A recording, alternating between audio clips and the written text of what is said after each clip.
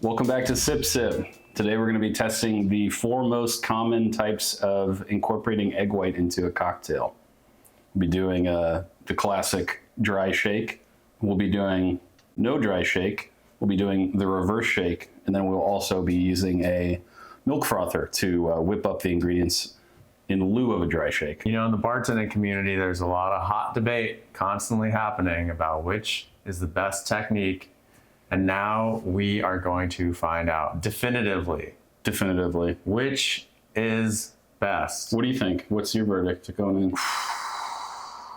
I would assume of the frothing, the reverse, and the dry shake, those are the 3, and the standard. You know, I'm going to go out on a limb and say there's probably not going to be much difference between any of them, but you know, so then that could would be wrong. I think that would give the edge to the standard.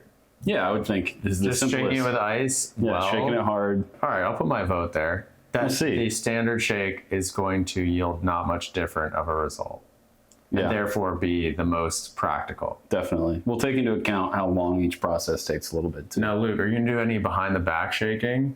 All of them, yeah. Oh, all right. Are you gonna let the tin shake you? Yeah. Wow. That's crazy. All right, well, let's see what happens. Let's get to it.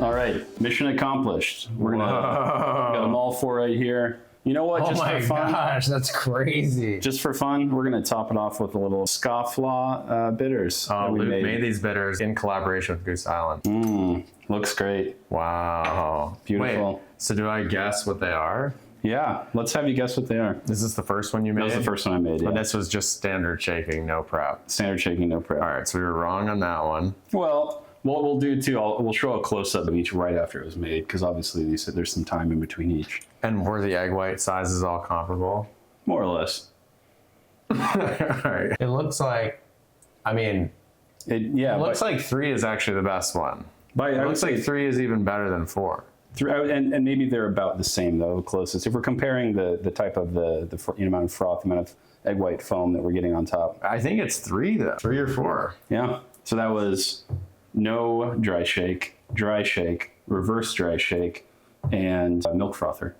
So reverse dry shake is when we... what I did, I guess, is I shook for 10 seconds with ice, strained it off of the ice, and then shook for an additional 10 seconds with no ice.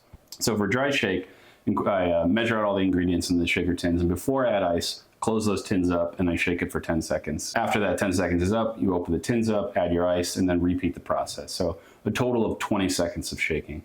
For the no dry shake, I did a total of 15 seconds of shaking.